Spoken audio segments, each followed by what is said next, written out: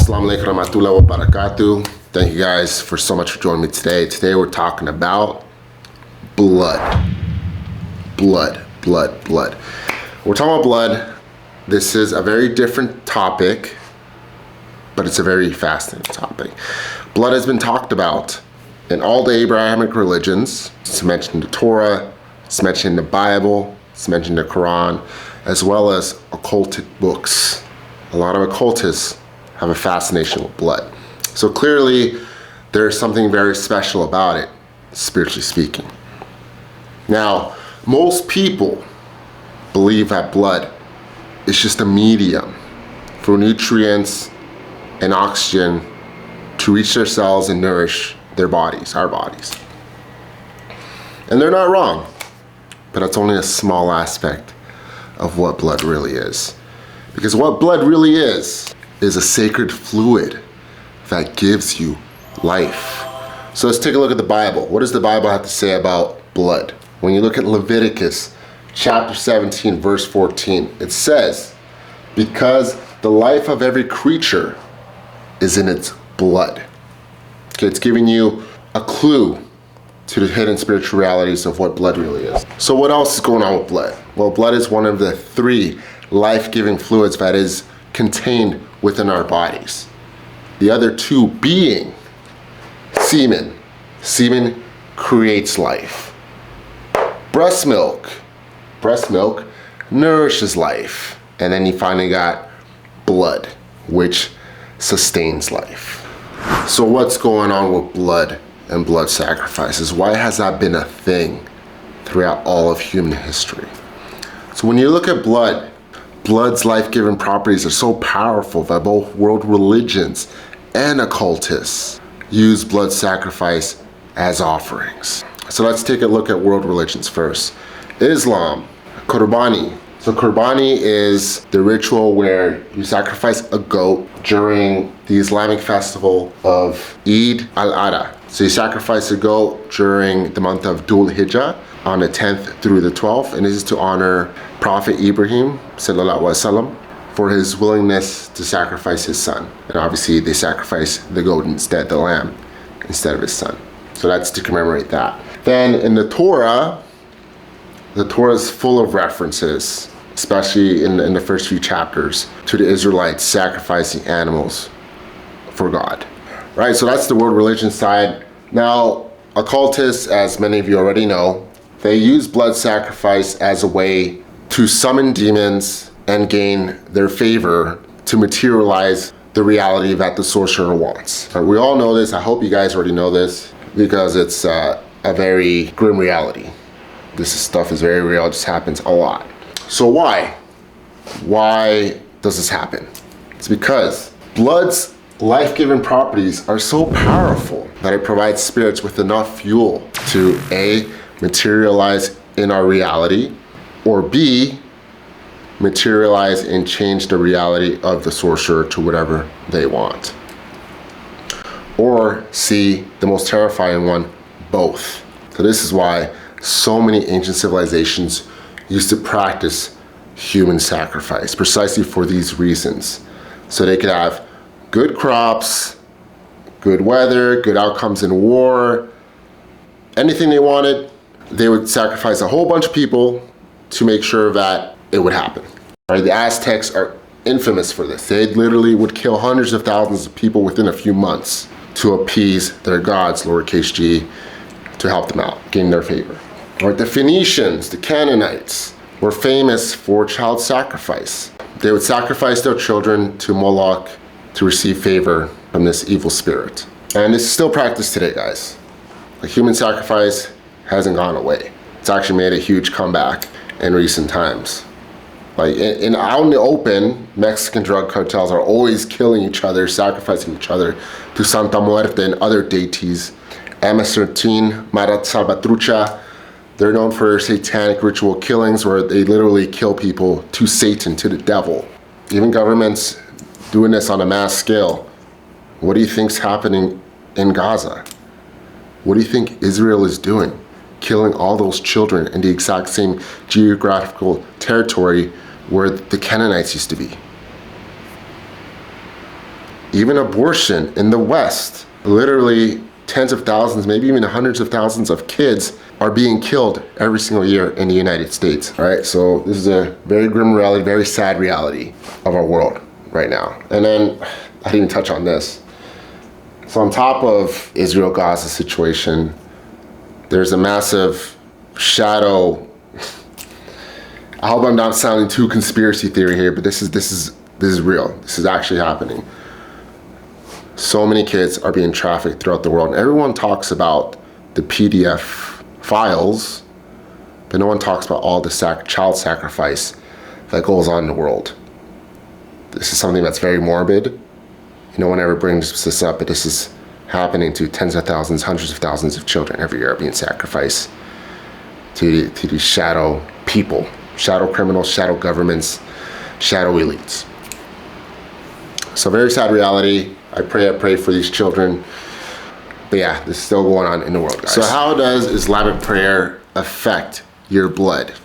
When it comes down to the ritual of salat, from ruku to sujood, the entire ritual does wonders for your blood circulation. And what are the benefits of increased blood circulation?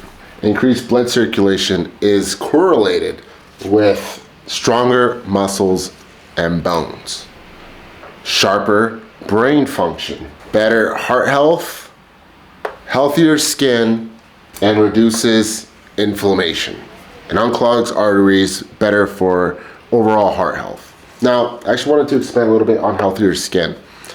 So we have something in Islam where when we see someone with healthy glowing skin, we say, ooh, this brother or sister has a lot of nur on their face, right? It's like, it means, nur means light. They have a lot of light radiating off their face. Now there is obviously a spiritual aspect to it, but physically, they are actually glowing because if they're on top of their deen, they're praying all 5 prayers every day consistently, naturally they're gonna have more blood flow to their face. When you have more blood flow to your face, more oxygen and nutrients is coming to your face, to your cells, your skin. And actually, what does this do? It keeps your skin healthy, because what does the Bible say? The Bible says that the life of a creature is in its blood. So if more life is coming to your skin, guess what happens? Your skin glows, right? So I wanted to sort of expand a little bit on that because I thought it was very fascinating. All right, so sujood, which is when you're prostrating and your forehead touches the ground, in particular, is fantastic for your brain / pineal gland. When you touch your forehead to the ground, gravity is pulling down blood into your brain / pineal gland. So what does this mean? It means that more nutrients and oxygen is going into your brain than usual. So the more nutrients and oxygen that comes to your brain, the better improved performance that your brain can do. This in turn means that it increases your cognition. It literally is making you smarter. So what about the pineal gland? So the pineal gland, which is located right here, it's also known as your third eye. This is your spiritual connection to the divine, to the spiritual realm. It is the organ that directly influences dreaming, REM sleep. And as we all know, dreaming is one of God's top tools to speak to you, to communicate with you. He's always communicating with us in our dreams, giving us messages. Now, when you are prostrating in sujood, more blood is obviously going into your brain, but it's also going into your pineal gland. You're receiving more nutrients, more oxygen. That means that it's performing better. So in a literal sense, when you're in sujood and all those nutrients go into your pineal gland, this is when you're closest to God. Now, while praying is one of the holiest actions that you can partake in that brings you closer to God, this next action is extremely dark and takes you extremely far from God and sends millions of men astray on a daily basis. We're talking about fapping. So if sujood brings blood to your brain and nourishes it with blood and nutrients, fapping does the opposite. Fapping brings all the blood from your body down to your genitals. In a literal sense, starving your brain, your face, your entire body of nutrients and overnourishing your genitals. So what does this mean when it's overnourished? It means that your prostate, so this is the whole process, guys, when people fap. Specifically, I'm talking about men. So when a man faps, all the blood goes to his genitals. Okay, so his testicles get bigger, his penis gets bigger, and his prostate gets bigger. Then if he stops fapping, especially for a long time, eventually everything goes back to normal. But if a man is addicted to corn and faps all the time, these organs, specifically the prostate, remains in this enlarged state. And in the long run, this could lead to prostatitis, which is the inflammation of the prostate that is enlarged. It's permanently in an enlarged state. Not permanently, but it stays in an enlarged state. And then if this persists, prostatitis is a precursor to prostate cancer.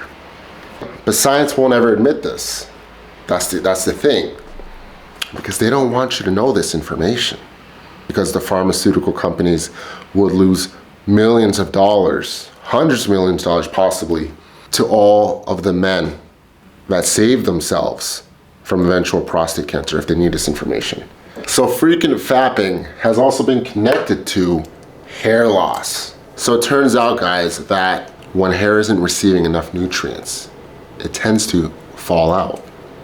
It tends to thin, and eventually people become bald, especially if it's already in your lineage, in your bloodline. All right, pale skin. People that fap a lot don't have a lot of blood circulating like it should be throughout their whole body. Hence, they're gonna have pale, clammy skin on their face, on their arms. They're gonna look like, low-key, like they have jaundice. Sunken eyes. They're gonna be looking tired. They're not gonna have good blood circulation. It kind of goes hand in hand with the chronic fatigue. When you don't have good blood circulation, you're constantly tired all the time. Mental fog. There's not enough blood circulating through your brain than usual. You're not gonna be as sharp. Your cognition will be at a lower state. You're in a literal sense going to be temporarily not as smart. Greasy hair. Okay. We all know what a fapper looks like, guys. This is what explains why fappers look like the way they do, why they look kind of creepy. They look tired, they look kind of like they've just been through it. It's because they're not receiving, the main proponent here, they're not receiving enough blood circulation throughout their whole body. Thus, they have the look, right, that girls find disgusting. All right, and when you abstain from fapping and live a chaste lifestyle, all these things reverse.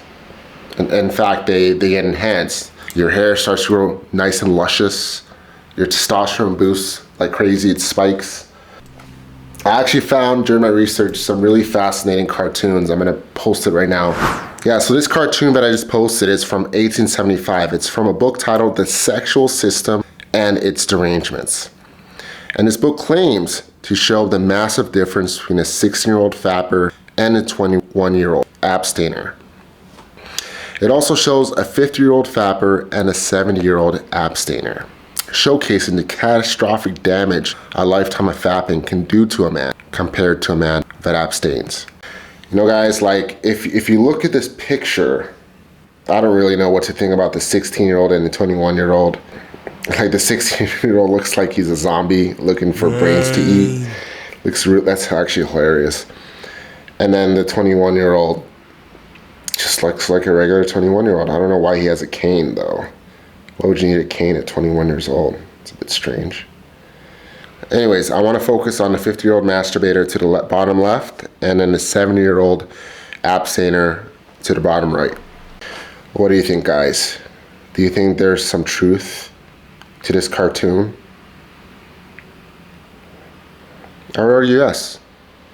I think that if someone is addicted to corn and they're constantly fapping and taking away all the nutrients from their entire body and engorging their genitals all the time, I think there's a decent likelihood. Maybe they're not going to be this beat up at 50 years old, kind of an exaggeration.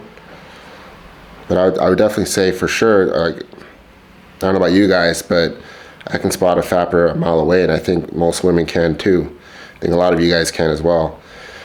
But I definitely believe that a man that abstains, especially early in life, up until old age, definitely can live a very long, healthy lifestyle, 100,000%. Now, I also wanted to read this writing that I found from the 1800 that states, that basically describes what fapping does to a man. All right, so I'm gonna read it. The cheeks become very pale with a dull leaden color. The eyes have a peculiar guilty expression. The poor victim is very slow, yet looks anxious and often breathes rapidly. He never stands erect. Nearly always there are stomach disorders and constipation. The whole system is so distorted that there is nothing but a physical, mental, and moral wreck. Blood, blood, blood, blood, blood, blood, blood, blood, blood, blood. If you guys are enjoying this video, please like, comment, and subscribe.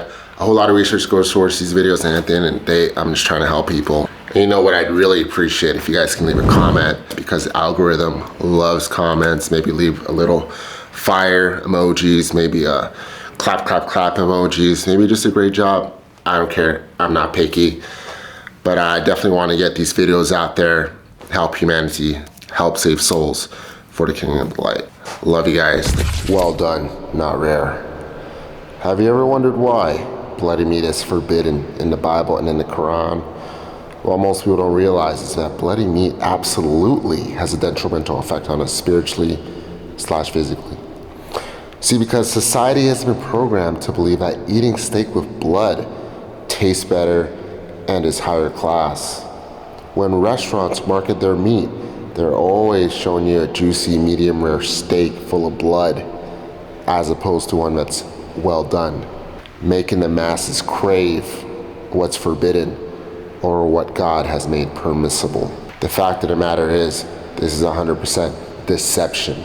We are intentionally being indoctrinated by the movies and television and even social media to believe a bloody piece of uncooked meat is superior to meat that is fully cooked.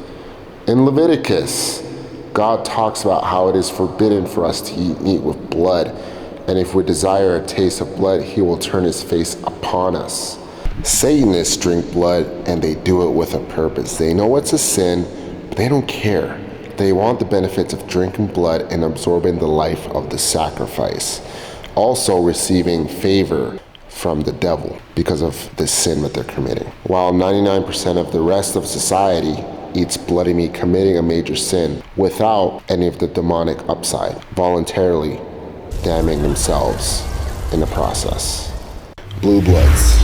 Throughout history, certain people have had special genetic traits rooted in their bloodlines that give them a special connection to the divine. This is biblical as well, as God chose Abraham and his descendants to be his chosen people, and they became the Israelites. In the ancient times, it was believed certain families that were chosen by the gods, lowercase g, were favored and blessed bloodlines. This is how the Aztecs, the Egyptians, and Sumerians all picked their monarchs, was by lineage, which originated by a divine origin. Many people in this modern era believe that people that have Rh negative blood types are the modern day blue bloods or noble bloodlines. These are people that seem to have a higher awareness to the spiritualities of this world that we live in.